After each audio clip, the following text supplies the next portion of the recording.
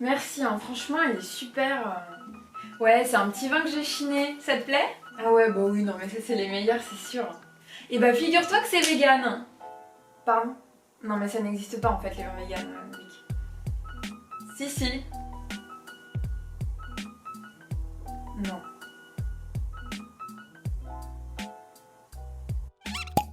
Bonjour à tous, j'espère que vous allez bien. Aujourd'hui on se retrouve dans une nouvelle vidéo afin d'aborder un sujet un peu clivant, mais pas trop, mais un peu quand même. Je veux bien entendu parler du véganisme, et oui, et plus spécifiquement du véganisme dans le vin. Il y a une semaine à peine, j'étais à un dîner avec notamment une personne végane.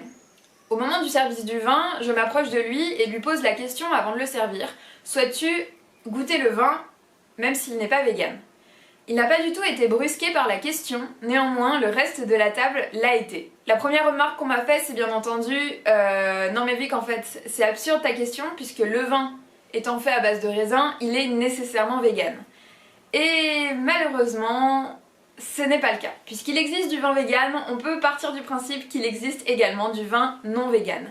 Alors préparez-vous à avoir votre référentiel bouleversé car oui, le vin vegan, ça existe et on va essayer de comprendre dans quelle mesure. Je tiens à dire quand même que je ne suis pas vegan pour ma part, néanmoins je suis de plus en plus sensibilisée à cette cause-là, à ses principes, à ses ambitions, à son agencement dans la société qui est quand même croissant et je vous demande de faire preuve de bienveillance sur ce sujet et de ne pas tirer sur le messager.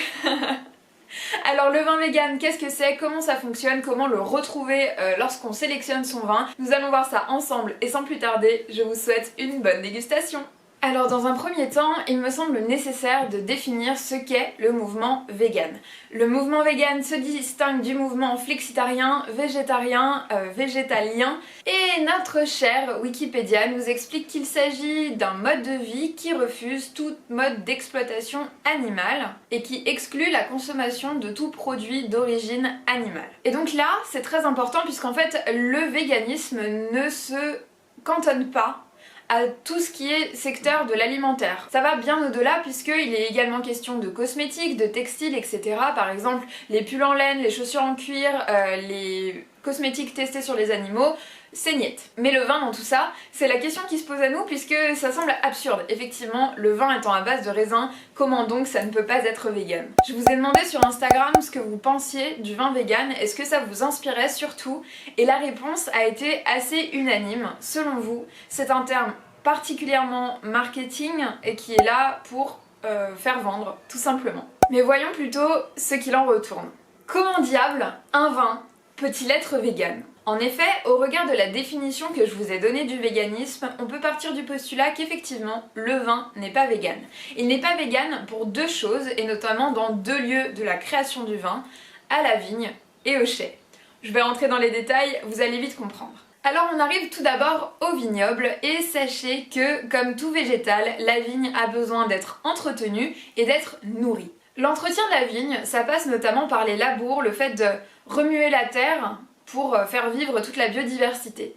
Eh bien, la manière la plus naturelle que l'homme a d'entretenir son vignoble, c'est d'utiliser des chevaux de trait et de labourer à cheval. Existe donc le vin vegan dès cet instant-là. Il y a également la question de la fertilisation du sol et des engrais que le vigneron et le viticulteur va utiliser pour alimenter sa vigne, tout simplement. Il se trouve que les engrais les plus naturels que l'on peut trouver sont notamment à base d'éléments issus des animaux, type bouse de vache, broyage de cornes, etc. Alors bien entendu, ici, lorsque l'on souhaite faire du vin vegan, eh bien les labours du sol doivent se faire d'une autre façon qu'avec l'aide d'un cheval. Et bien sûr, la fertilisation du sol doit être faite uniquement à base de végétaux, de décoctions, etc. Mais je vous le disais, il n'y a pas qu'à la vigne que le vin n'est pas vegan, il y a également au chai. Alors qu'est-ce que j'entends par là ? Je vous ai souvent parlé dans mes précédentes vidéos d'une étape dans la création du vin qui s'appelle le collage. Une fois que le vin est fermenté, vinifié et prêt à être mis en bouteille, on va passer à cette étape qui s'appelle le collage. Donc c'est en fait le fait de récupérer toutes les particules en suspension dans la barrique de manière à ce que le vin soit plus attractif, plus clair et moins bizarre pour le consommateur tout simplement. Eh bien le collage est quelque chose pour les véganes qui est extrêmement controversé et même particulièrement décrié pour être honnête, puisque il est réalisé initialement et historiquement à base soit de blanc d'œuf, soit de colle de poisson. Je tiens quand même à vous préciser que non, il n'y a pas d'œuf dans votre vin et non, il n'y a pas de poisson dans votre vin, puisqu'en réalité, ces éléments-là sont des adjuvants en fait. Ils vont être temporairement placés dans le vin uniquement de manière à pouvoir, je vous le disais, récupérer ces particules, ensuite exit ces éléments, et le vin est clarifié, est mis en bouteille et tout va bien. Techniquement, on pourrait se dire, bah si c'est juste temporaire, alors pourquoi est-ce qu'ils se priveraient d'en consommer? Eh bien les véganes refusent encore une fois l'utilisation de tout élément issu des animaux, peu importe le processus. Par exemple la cosmétique, on ne retrouve pas nécessairement des éléments issus des animaux dans les cosmétiques, néanmoins si c'est testé sur les animaux, alors il y a refus de la part de la communauté végane. Alors forcément, si le vin vegan existe, c'est bien entendu qu'on a trouvé des solutions pour pallier tous ces éléments qui pouvaient brusquer la communauté végane. Donc je vous l'ai dit, la fertilisation des sols est désormais faite avec des décoctions de plantes de façon naturelle, sans exploitation des animaux concernant les labours. Et pour ce collage justement qui est particulièrement problématique, il existe aujourd'hui des alternatives pour pallier la colle de poisson et les blancs d'œufs. On a notamment des préparations à base de pois chiches ou de fécule de pommes de terre qui font exactement le même travail et qui donc ne heurtent pas la communauté animale et donc la communauté végane. Et je souhaite tout de même revenir sur la question de l'argument purement marketing que représente le vin vegan. Il ne faut pas oublier que l'une des premières choses qu'on apprend en marketing, c'est qu'il faut toujours satisfaire le client. Et avec l'expansion du mouvement vegan, eh bien le marché avait donc besoin de répondre aux attentes du consommateur qui avait des modes de consommation alternatifs et certes plus contraignants. Eh bien figurez-vous qu'il y a énormément de domaines, en tout cas beaucoup plus que ce qu'on pourrait imaginer, qui ont passé le pas de faire du vin vegan. La question est de savoir comment est-ce qu'on distingue un vin vegan d'un vin non vegan. Comment est-ce que nous, consommateurs, on peut savoir à la fin si le vin est vegan ou non. Et vous me voyez venir, la réponse est bien entendu les labels. Lorsque j'ai conduit mes recherches pour faire cette vidéo, j'avoue, j'ai rencontré beaucoup de difficultés dans la compréhension des labels vegan. Vous le savez, lorsque l'on voit un label ou une médaille, c'est automatiquement dans la tête du consommateur et donc de nous tous un gage de qualité. En revanche, le label vegan est assez confidentiel pour le moment. Et je me suis posé la question, à partir de quel moment est-ce que l'on peut dire que ce label est un réel gage de confiance? Comment ça fonctionne? Et je me suis dit qu'il n'y avait pas meilleure manière de trouver réponse à mes questions que de les poser directement à ceux qui savent. J'ai donc appelé l'organisme du V-Label, qui est le label qui estampe les produits végétariens et les produits véganes. Première chose qu'on m'a dite, c'est que le vin végétarien est une absurdité. Et je pense que c'est là l'amalgame que l'on trouve entre vegan et végétarien. Effectivement, c'est absurde de dire qu'un vin est végétarien, puisque oui, il n'y a pas de source de viande à l'intérieur, et qu'il est effectivement fait à base de végétal. Mais le vin peut être vegan, et vous me suivez, lorsque l'on parle de label, en général, ça sous-entend également contrôle et surtout cahier des charges.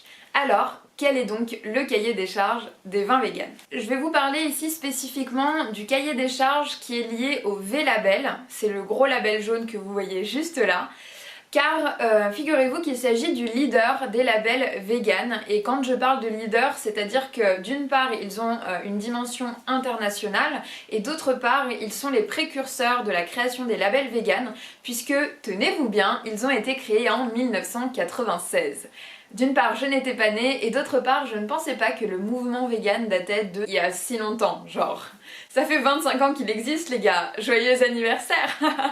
J'ai été particulièrement surprise par ce que l'on m'a appris auprès du V-Label, puisqu'en fait, le cahier des charges du vin vegan débute à partir de la récolte du raisin. Donc, Exit particulièrement tout ce que je vous ai expliqué par rapport à l'entretien du vignoble et la fertilisation des sols. En gros, le cahier des charges dispose que le vin ne doit pas être collé à base de produits issus des animaux. Le fait est que l'ambition du V-Label est de devenir plus contraignant et donc effectivement de prendre en considération le avant de la récolte du raisin, donc comme je vous le disais, l'entretien des sols et sa fertilisation, mais également le après collage, donc à partir de la mise en bouteille, notamment au niveau des cols utilisés pour mettre les étiquettes de vin, les cols utilisés pour lier le liège dans la création des bouchons et également tout ce qui est cire d'abeille qui permet de boucher la bouteille de certaines façons. Donc le V-Label, lui, il est reconnu au niveau national, européen et international et il y a énormément de domaines qui sont européens justement puisqu'en fait le mouvement est né en Europe et notamment en Suisse. Et figurez-vous qu'aujourd'hui, quelques 90 domaines français ont obtenu le label vegan. Bien entendu, il y a des contrôles récurrents, notamment si plusieurs cuvées obtiennent le label et si l'organisme a des doutes sur la qualité vegan justement du domaine en question. Donc quand même, autant qu'il y a un cahier des charges, il y a également des contrôles qui sont assurés sur les productions et donc on peut dire qu'effectivement on peut croire le V-Label. Donc franchement, avec ces couleurs un peu criardes de vert et de jaune, je pense que vous n'aurez pas de problème à trouver et en tout cas à repérer ce label au loin chez votre caviste. Alors en grande surface, il y en a très peu, voire pas du tout il me semble, à confirmer. En tout cas, je suis personnellement extrêmement curieuse de savoir quel goût le vin vegan a. Est-ce que vous l'êtes également? Dites-le moi en commentaire, ça me ferait plaisir d'en discuter avec vous. Si vous en avez déjà goûté, n'hésitez pas à partager avec la communauté vos sensations. Je remercie très chaleureusement ma correspondante donc au V-Label qui m'a fourni toutes ces informations. J'espère ne rien avoir oublié. Cette vidéo est à présent terminée, j'espère qu'elle vous aura plu. Elle a été plus longue que celle d'habitude mais il fallait vraiment qu'on puisse parler de ce sujet qui peut parfois être vraiment clivant. Encore une fois, ne tirez pas sur le messager, c'est une expression de toutes les clés en fait pour que vous puissiez comprendre le concept. Vous pouvez être d'accord ou pas d'accord, en phase ou non en phase avec le mouvement vegan, peu importe, maintenant vous savez ce qu'un vin vegan est. Comme chaque semaine, je vous invite à replacer ces informations dans une conversation que vous aurez. Si le sujet vous a plu ou que vous souhaitez exprimer votre point de vue, n'hésitez pas à le faire en commentaire. Peut-être même que vous pouvez liker cette vidéo. Si vous souhaitez qu'on discute un petit peu plus en détail, je vous invite à me rejoindre sur Instagram. Et puis ma foi, il ne me reste plus qu'à vous souhaiter une bonne semaine et vous dire à bientôt. Et n'oubliez pas, santé!